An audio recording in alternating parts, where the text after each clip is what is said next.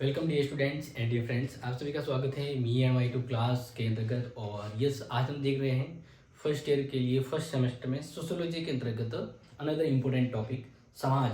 क्योंकि इससे पहला पार्ट हमने पढ़ा है, समाज के बारे में अर्थ समझा है, समाज की प्रकृति। देन आज हम तो देखने वाले हैं वो समाज की विशेषता, और साथ ही साथ आज हम देखने का प्रयास करेंगे कि समाज का क्या महत्व और इसके कार्य हैं। ठीक है, तो 1 to 1 पॉइंट से पढ़ेंगे। और आपको ध्यान रखना है कि यहाँ पर जो भी नोट करवाया जा रहा है वो आपके एग्जाम के अकॉर्डिंग सीधा टू द पॉइंट है। तो प्लीज़ इसको समझिएगा, नोट बनाते जाइएगा। यानी कहते हैं ना कि जब ये क्लास आप शुरू करें पढ़ना तब पेन और कॉपी साथ में लेके बैठेंगे। ठीक है, तो देखिए हम पॉइंट से शुरू करेंगे। पहले देखते हैं समाज की विशेषता के बारे में कि समाज की क्या विशेषता होती है। ठीक है, तो कुछ पॉइंट के साथ आपको मैं समझाते जाऊंगा समाज की विशेषता के बारे में। तो सबसे पहला तो यही है कि समाज क्या है। समाज तो समाज व्यक्तियों का एक समूह होता है, जो हमने पहले समझा है। समाज क्या होता है? व्यक्तियों का एक समूह होता है जो आपस में अपने आप में व्यक्तिगत संबंध, परस्पर निर्भरता की वजह से वो समुदाय बनता है। तो जब समाज एक समुदाय है तो उसी अकॉर्डिंग अगर देखें तो समुदाय बदलता रहता है। तो समाज फिर क्या होगा? अमूर्त वस्तु होगी। अमूर्त वस्तु का मतलब होता है जिसे महसूस किया जा सकता है, जिसे फील किया जा सकता है, जिसका हकीकत में कोई रूप नहीं होता। जैसे आज मान लीजिए तो आप कहोगे भाई कि ये वो एक समाज है, अगले दिन वो बदल जाता है। तो इसलिए जिस वस्तु को जब हम महसूस कर सकते हैं, अनुभव कर सकते हैं, वह वस्तु अमूर्त कहलाती है, फिजिकली कहलाती है। जस्ट लाइक जैसे पेन, तो ये एक मूर्त वस्तु है। अब कुछ ऐसे विचार जिसकी गतिशीलता रहती है, जिसमें गतिशीलता रहती है, जिसकी कोई निश्चित आधार नहीं हो सकता या प्रकार या आकार नहीं दे सकते, तो ऐसे अमूर्त कहा जाता है। तो इसलिए समाज की पहली विशेषता क्या होती है कि समाज अमूर्त वस्तु है, क्योंकि इसका निश्चित कोई स्वरूप नहीं होता है। निश्चित स्वरूप नहीं होता है कि भाई समाज इतना ही होगा, क्योंकि समाज गतिशील है और व्यक्ति का एक समूह होता है। ये बताएं, हम अनुभव करते हैं, लेकिन जो चीज अनुभव होती है वो हकीकत में होना भी जरूरी नहीं होता है। तो समाज है वो अमूर्त वस्तु के रूप में माना जाता है। पहला पॉइंट तो आपको क्लियर हुआ होगा। ठीक है, इसके संबंध में आप नोट कर लीजिएगा, आपको जो लग रहा है मैंने हिंट आपको बताइए। देखिए, दूसरी हम बात करें तो उससे पहले आपको ये चीज पता होनी चाहिए कि समाज सामाजिक नियमों, सामाजिक संस्थाओं और एक तरह से कहें विभिन्न सामाजिक संबंधों से बनता है, तो उनसे प्रभावित भी होता है। इसलिए समाज गतिशील रहता है। समाज क्या रहता है? गतिशील रहता है। और समाज की इसी गतिशीलता के कारण, परिवर्तनशीलता के कारण ही समाज को हम कोई निश्चित स्वरूप में नहीं दे सकते या नहीं बुला सकते, इसलिए इसे अमूर्त माना जाता है। ओके, क्लियर हुआ होगा। चलो अब बात करते हैं दूसरे पॉइंट पर, समाज में समानता और भिन्नता। समाज में समानता और भिन्नता बिल्कुल सही बात है। देखो, समाज में सभी एक जैसे नहीं हो सकते, सभी में अलग अलग क्लियरिटी, वैरायटी पाई जाती है। लेकिन अगर आप ये भी देखें, समाज में आपके जैसा सेम टू सेम कॉपीज, नकल शकल कोई नहीं मिलेगा। यानी इतने लोग होते हुए भी समान नहीं है। तो कहने का मतलब है कि समाज में समानता भी होती है लेकिन असमानता भी होती है। यानी जैसे एक सिक्के के दो पहलू होते हैं, सिक्का जहाँ होता है उसका एक दो पहलू साथ में रहते हैं। तो इसलिए समाज में कुछ चीज़ें समान भी होती है, कुछ चीज़ें असमान भी होती है। जो आर्थिक आधार पर देखिए, राजनीतिक आधार पर देखिए, समाज के आधार पर, अब उसकी जाति वर्ग लिंग के आधार पर, यानी हर तरह से देखा जाए तो समाज एक विशेषता क्या है कि समाज में समानता भी रहती है और विभिन्नता भी रहती है, भिन्नता भी रहती है। यानी दोनों चीजें मौजूद होती हैं। क्योंकि अगर देखा जाए तो समाज में एकता का पाया जाना जरूरी है, समाज में एकता पाई जाती है, लेकिन मनुष्यों में आर्थिक, सामाजिक, सांस्कृतिक, धार्मिक, मानसिक और शारीरिक रूप में समानताओं के साथ विभिन्नता भी पाई जाती है। तो ये चीज मैं आपको नोट करवाना चाहूंगा, नोट कर लीजिए। समाज में विभिन्न प्रकार की समानताएं पाई जाती हैं, जैसे आर्थिक समानता,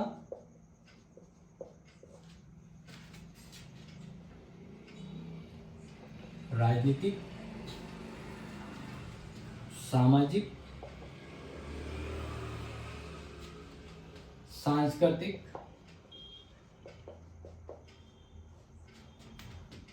आदि। इस प्रकार से समाज में विभिन्न वर्ग समूह समुदायों में विभिन्न प्रकार की समानताएं भी पाई जाती है। और अगर देखा जाए तो यही समानता जो है ना, जब समाज में दो समुदाय के बीच समानता होती है तो वे निकट आते हैं। इसी समानता के कारण लोग निकट आते हैं। क्या आते हैं? निकट आते हैं। ठीक है, ये तो आपने समानता को समझ लिया। अब आप सभी को पता है कि व्यक्ति परिस्थितियों के अनुसार बदलता है तो उनकी बीच समानता भी होती है, लेकिन फिर विभिन्नता उत्पन्न हो जाती है। देखो, व्यक्तियों में जैसे बात करें विभिन्नताओं के आधार पर, तो व्यक्ति अलग अलग समुदाय कैटेगरी होते हैं, सबकी चॉइस अलग होती है, पसंद अलग होती है, सबका बिजनेस अलग होता है। तो इसी के आधार पर सबकी भावनाएं भी अलग होती है और समाज की विषमताएं जरूरी है। अगर समाज में सभी एक जैसे हो जाए तो समाज का उद्देश्य खत्म हो जाएगा। यानी सभी टैलेंटेड हो जाए, सभी जीनियस हो जाए, तो सभी कहेंगे हमारे लिए फर्स्ट क्लास जॉब चाहिए, तो फिर उसके अंडर में काम करने वाला कौन होगा? यानी समाज में विभिन्नताएं जरूरी है, क्योंकि हाथों की 5 उंगलियां है ना, उसमें भी विभिन्नता, सभी एक जैसी होती तो फिर इसका कुछ औचित्य मूल्य खत्म हो जाता, क्योंकि हर चीज का एक वैल्यू, हर फिंगर की कुछ ना कुछ उसका महत्व होता है। तो समाज में बिल्कुल ही समानता नहीं हो सकती और पॉसिबल भी नहीं है, क्योंकि इससे समाज की जो वैल्यूबल गुणवत्ता है, समाज की जो वास्तविकता है वो खत्म हो जाती है। तो समाज में समानता के साथ विषमता का होना अति आवश्यक है, तभी तो समाज चलेगा। उच्च नीच फर्क थोड़ा होता है तभी तो समाज के मूल्य गुण और व्यवस्थाओं का परिचलन होता रहता है।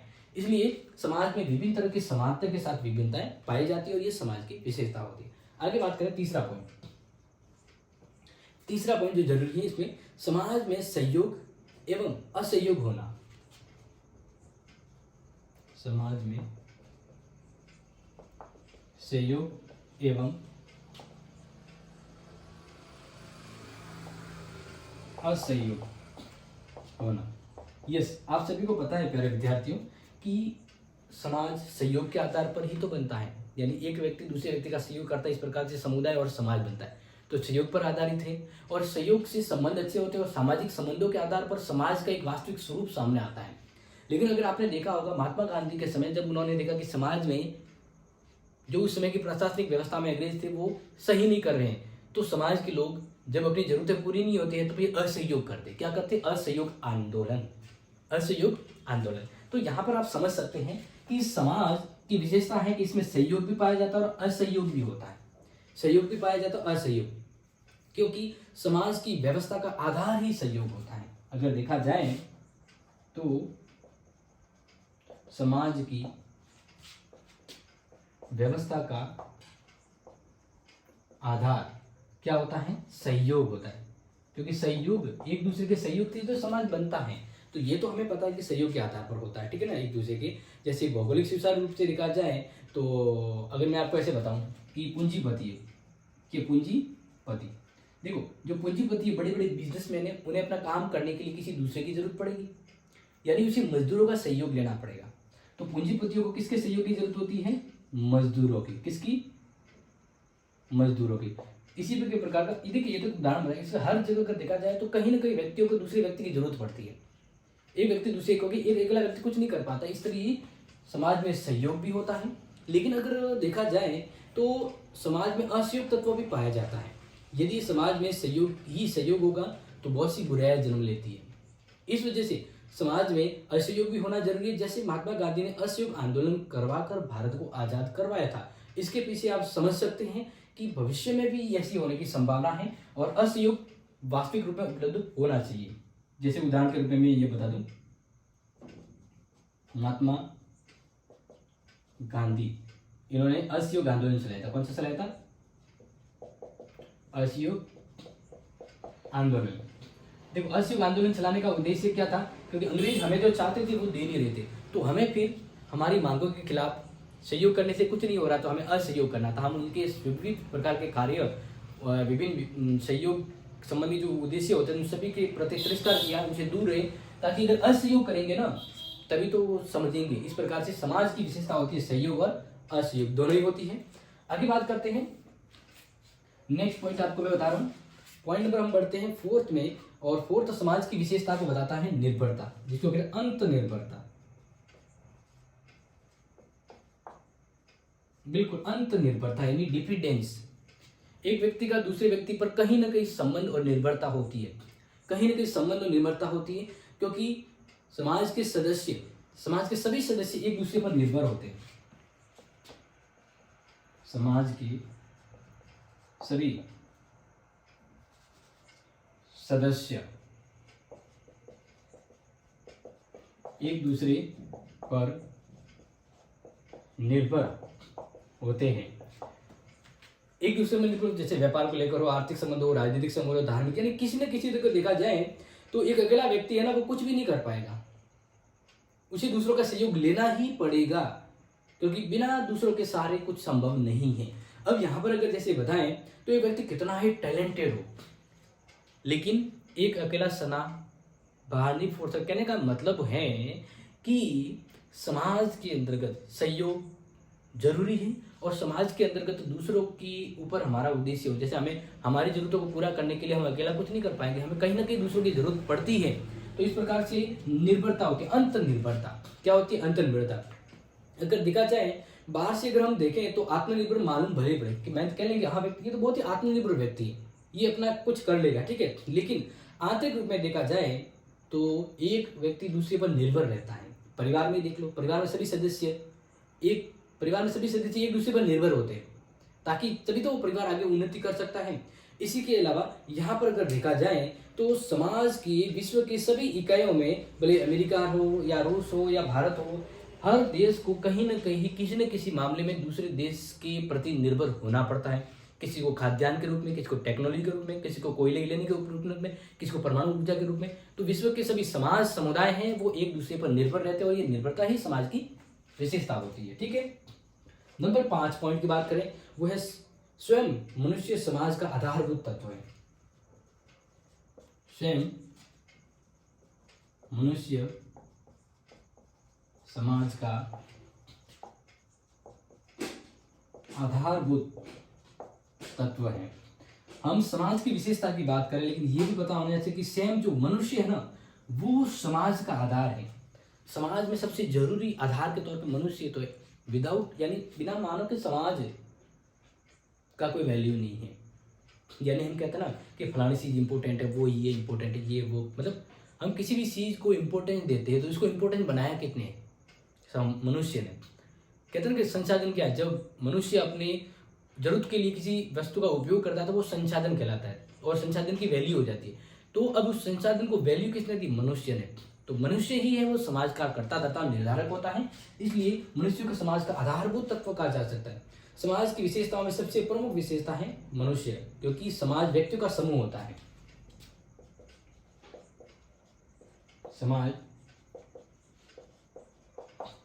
व्यक्तियों का समूह होता है, ठीक है, समाज व्यक्तियों का समूह होता है। तो इसी वजह से हम कह सकते हैं कि समाज का आधार मनुष्य है, और बिना मनुष्य के समाज के अस्तित्व का प्रश्न जागृत ही नहीं हो सकता। बिना मनुष्य नहीं हो तो वो समाज हो सकता है क्या? नहीं हो सकता। मनुष्य समाज के बिना भी नहीं रह सकता, ये बात भी सही है।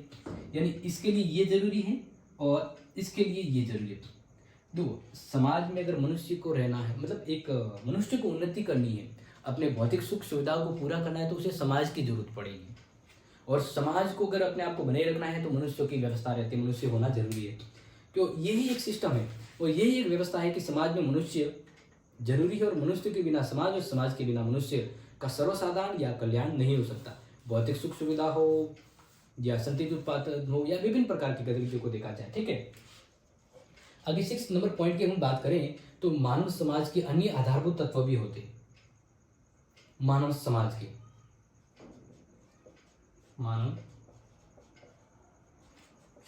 के अन्य आधारभूत तत्व। जिस प्यारे विद्यार्थी, समाज में सिर्फ मनुष्य ही सबसे जरूरी होता है, इसके अलावा अन्य तत्व भी माने जाते हैं। जैसे बात करें कि समाज पुरुषों से बनता है, ये बात तो आपको पता है, लेकिन समाज का जो पूर्णतः ढांचा है वो मानव की संस्कृति से निर्मित होता है। तो इस संस्कृतियां भी समाज को बनाती है। साथ साथ में देखा जाए तो मनुष्य के प्राकृतिक अधिकार हो, परिस्थितियां हो या भौगोलिक सुख सुविधा हो, ये भी समाज के रूप में सामने आती है। इसके अलावा मानव समाज को समझने के लिए उसकी विभिन्न संस्थाएं होती हैं, मानव की संबंधित विभिन्न संस्थाएं होती है। तो वे समाज भी, वे संस्थाएं भी, मानव के द्वारा निर्मित संस्थाएं भी मानव के साथ साथ संस्थाएं जो होती है, यानी जो मानवीय संस्था है, वो भी समाज का एक अंग होती है, वो भी समाज का एक आधार होती है। इस तरह से देखा जाए तो मानव के साथ उसकी परंपराएं, रीति रिवाज, संस्थाएं, तौर तरीके, ये सभी समाज के लिए आधारभूत जरूरत के तौर पे काम करते हैं। और सबसे बड़ा होता है कि जनमत, सभी लोगों की इच्छा समाज को बनाती है। इस प्रकार से समाज के अन्य आधारभूत तत्वों में इनको काउंट किया जा सकता है। नंबर 7 हम बात करें तो नंबर 7 जो बहुत ही सिंपल और सीधा सा है, समाज मनुष्य तक ही सीमित नहीं है। समाज मनुष्य तक ही सीमित नहीं है। बिल्कुल, ये लास्ट विशेषता है इसकी। इसके बाद सीधे कार्य पे आएंगे। ये आप सभी को पता है समाज, तो आप ये भी जानते हैं कि समाज जो है वह सिर्फ व्यक्तियों के नहीं बनता है, समाज के अंतर्गत मनुष्य के साथ साथ पशु भी पाए जाते हैं। चिट्टी से लेकर मक्के तक, छोटे से मान लीजिए कि बात करें कि जैसे अगर बात करें बिल्ली से लेकर हाथी तक, यानी कहने का मतलब है कि समाज में सिर्फ मनुष्य ही नहीं होता है, समाज में पशु भी होते हैं, विभिन्न प्रकार के जीव जंतु भी पाए जाते हैं, और ये सभी समाज के अंतर्गत ही काउंट होते हैं, क्योंकि इसका भी मनुष्य से कुछ न कुछ नाता होता है। अगर देखा जाए तो समाज केवल मनुष्यों का ही न होकर पशुओं का भी है, और मैकावर ने भी कहा है कि सभी जीवधारी अपने अपने समाज के अंतर्गत होते हैं। जैसे चींटियों का एक समाज होता है, मधुमक्खी का एक सत्ता उसका समाज होता है, यानी हर एक जंतु का अपना खुद का एक समाज देखते हैं। आप देखते हैं ना, कहा ये जानवर भी समझते हैं, क्योंकि इनका भी थोड़ा सा समाज कह सकते हैं। तो इस प्रकार से उनका भी एक समाज होता है, और सभी का समाज मिलकर भी एक समाज का निर्माण हो सकता है। इसी के अलावा अनेक पशु पक्षियों में सामाजिक जीवन की अनेक विशेषताएं हमें देखने की मिलती है, और ये सभी विशेषताएं हम अगर देखें तो समाज सिर्फ मनुष्य तक ही नहीं, पशुओं के अंदर भी समाज पाया जाता है, ये भी संस्कृति का एक हिस्सा होते हैं। तो इस प्रकार से प्यारे विद्यार्थियों, आपको अभी मैंने जो समझाया ना, वो मैंने क्या समझाया, समाज की विशेषता बताइए। क्या बताइए? समाज की विशेषता। अब आगे बात करते हैं सीधा सा समाज का महत्व और कार्य।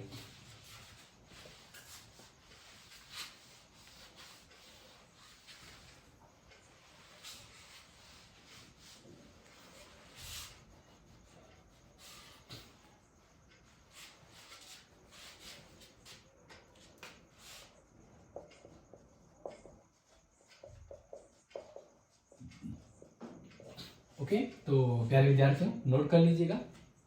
देखो, सबसे पहले बात करते हैं समाज का कार्य क्या है। जीवन की रक्षा करना पहला कार्य क्या है, सीधा सीधा पॉइंट ही समझ में आ जाएगा, जीवन की रक्षा। जैसे अरस्तु ने कहा है ना, राज्य सद जीवन के लिए अस्तित्व में है, मतलब राज्य जीवन के लिए अस्तित्व में है और सद जीवन के लिए बना रहेगा। यानी एक व्यक्ति के जीवन को उच्चतम स्तर तक ले जाने के लिए समाज, राज्य की जरूरत होती है। तो समाज का पहला कार्य और समाज का महत्व क्या है, जीवन की रक्षा करना। क्या करना? जीवन की रक्षा करना, क्योंकि समाज में पारिवारिक गतिविधियां, परिवार, समूह, वर्ग सभी होते हैं, तो उनकी फिजिकल और मेंटली सुरक्षा को लेकर अगर आप देखते हैं, पुराने व्यक्ति को समाज से निकाल दिया तो उसे कितना असभ्य फील होता है, फिर उसे लगता है कि मेरे जमाने में मेरे साथ कुछ है ही नहीं। तो एक व्यक्ति जब समाज से बेदखल होता है तो उनकी काफ़ी सारी भौतिक सुख सुविधाएं भी समाप्त हो जाती है, वो उसे अकेलापन लगता है। और व्यक्ति जब समाज में रहता है ना, तो उसे आत्म सुरक्षा के साथ उसे मानसिक सुरक्षा बल भी प्राप्त होता है, यानी कहते हैं ना मेंटली और फिजिकल। तो मेंटली सपोर्ट है वो समाज के जरिए मिलता है, तो इसलिए समाज जीवन की रक्षा करता है। पहला इंपॉर्टेंट वर्ग का कार्य हो गया। दूसरा है प्रगति का आधार। प्रगति का आधार, आप सभी को पता है कि समाज वह एक व्यवस्था है जहां पर रहकर व्यक्ति अपना उच्चतम विकास कर सकता है। अगर एक व्यक्ति के पास समाज, राज्य नहीं होता तो व्यक्ति विकास कर पाता नहीं। व्यक्ति को अपनी उन्नति, अपनी उपलब्धि, अपनी महत्वाकांक्षा को पूरा करने के लिए कहीं ना कहीं समाज से सहयोग लेना पड़ता है, और समाज की व्यवस्थाओं से ही उसे, समाज की व्यवस्थाओं के जरिए ही वो व्यक्ति उन्नति कर पाता है। कहने का मतलब है कि एक मानव है वो समाज में रहकर ही प्रोग्रेस कर सकता है, उन्नति कर सकता है, क्योंकि अनेक पीढ़ियों के संचित ज्ञान और प्रथाओं के कारण सदैव समाज में परिपक्वता आती गई। समाज एक ही समय पर, एक ही दिन नहीं है, समाज के बनने में काफी साल, वर्षों और पीढ़ियों का योगदान है। तो फिर समाज में दूसरे व्यक्ति जब आते हैं तो उनको उस योग्यताओं, उस ज्ञान और उस परिपक्वता का फायदा मिलता है और वे समाज में उन्नति प्राप्त करते हैं।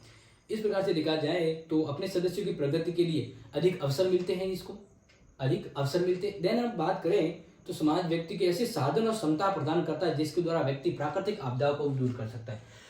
सॉरी, यानी समाज एक ऐसा साधन भी है जो व्यक्ति की उन जरूरतों को भी पूरा कर सकता है जो प्रकृति के द्वारा बाधा उत्पन्न करती है। तो समाज प्रोग्रेस का आधार होता है व्यक्ति के। नेक्स्ट बात करें आत्मा की भावना का विकास या आत्म भावना का विकास। यस प्यारे विद्यार्थियों, समाज हमें एक परिपूर्ण अनुभव करवाता है। हम अगर कहें तो जीवन में आत्मा की भावना का विकास आवश्यक है। जीवन के अंदर आत्मा शुद्धि प्रवर्तिकरण होना जरूरी है। और अगर देखा जाए तो हम जैसे व्यक्ति है वो सांस्कृतिक विशेषताओं से ही सीखता है समाज की विभिन्न गतिविधियों को, और इसके अनुसार वो एक सामाजिक प्राणी बनता है। बच्चा जब समाज में अन्य व्यक्तियों के व्यवहारों की नकल नहीं करता तब तक बच्चा धीरे धीरे वो सीख नहीं पाएगा। यानी अगर हम कहें तो बच्चे नियम, व्यवस्था, कायदे, कानून, रीति रिवाज सब समाज में रहकर सीखते हैं। तो इसलिए एक बच्चे से जब वो व्यक्ति बनता है तो उसमें आत्म भावना का विकास समाज में रहकर ही होता है। समाज भी वो एक व्यवस्था है जिसके जरिए व्यक्ति के उद्देश्य, मूल्य, उनकी भावना, आत्म विकास होता है। ठीक है, नेक्स्ट बात करें 4 नंबर, तो मूल प्रवृत्तियों की संतुष्टि।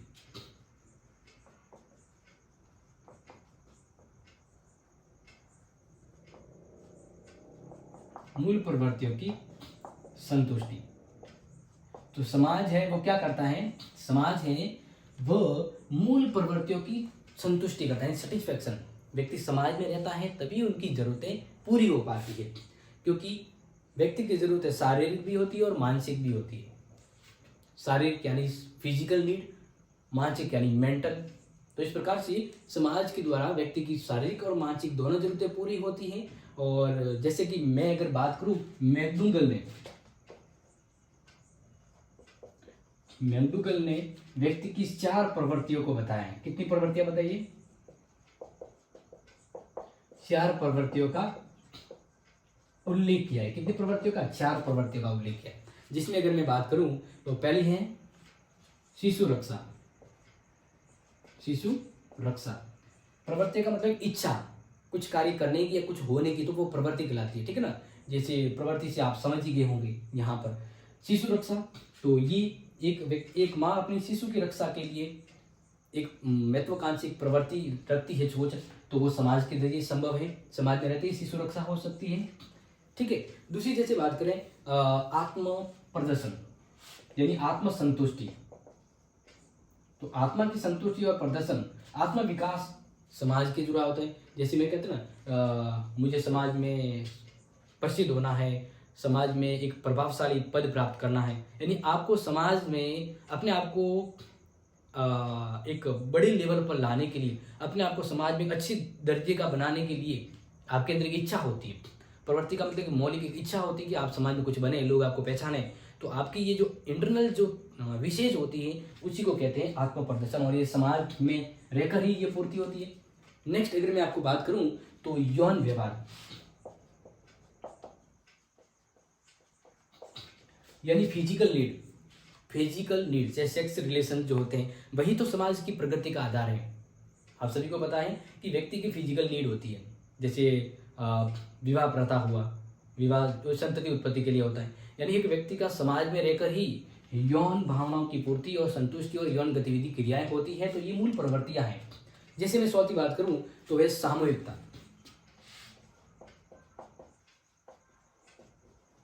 यानी गैदरिंग। सामूहिकता का मतलब होता है गैदरिंग, तो ये भी समाज में रहकर ही संभव होता है। ये मूल प्रवृत्तियां हैं, वो व्यक्ति की समाज में रहकर ही उसकी संतुष्टि हो जाती है। नेक्स्ट यार हम बात करें तो व्यक्तित्व के विकास का आधार, व्यक्तित्व के विकास का आधार बिल्कुल सिंपल बात है। व्यक्तित्व यानी एक व्यक्ति होता है, उसका पर्सनैलिटी डेवलपमेंट कहते हैं, बहुत सारी गतिविधियां आती है। तो एक व्यक्ति का व्यक्तित्व विकास तभी संभव है जब वह समाज में रहता है, क्योंकि डीवर महोदय ने भी कहा है कि शारीरिक, मानसिक, नैतिक और सामाजिक गुणों के विकास के लिए समाज से जुड़े रहना होता है व्यक्ति को, क्योंकि समाज गतिशील है और समय के अनुसार समाज बदलता है, तो इसलिए व्यक्तित्व का विकास भी समाज की गतिविधियों के तहत ही होता है।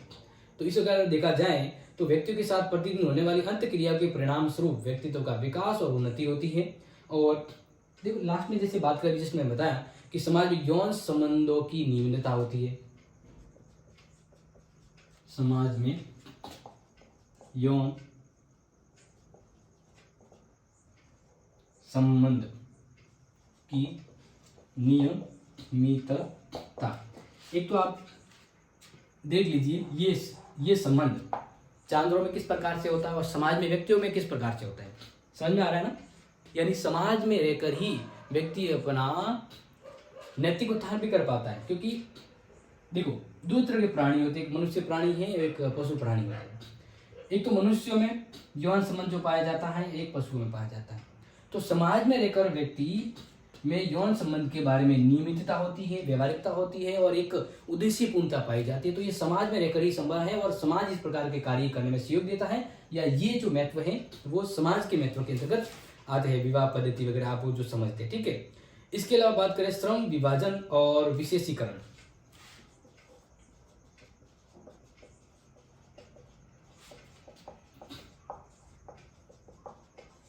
विशेषीकरण, इसके अलावा एक और होता है नियंत्रण। समाज में रहकर ही व्यक्ति किसी जो जरूरत होती है वही कार्य करता है, अदरवाइज उस पर नियंत्रण रहता है। तो समाज की क्या से यानी डू और डू नॉट, ये जो व्यवस्था है वो समाज में व्यक्ति सीखता है, क्योंकि समाज उस पर नियंत्रण रखता है।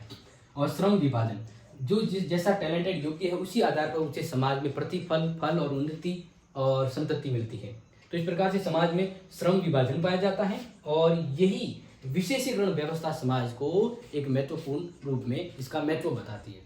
तो प्यारे विद्यार्थियों, आप सभी को इस क्लास में बहुत ही अच्छे से मैंने समाज की विशेषता और समाज के कार्य और महत्व बताए। आई होप आपको ये समझ में आया होगा। तो नेक्स्ट क्लास के लिए ऑन द टाइम रहिएगा और ये जो पढ़ा है इसको नोट बना लीजिएगा, याद कर लीजिएगा। मिलते हैं आपसे नेक्स्ट इंपॉर्टेंट क्लास में, तब तक thank you so much and take care.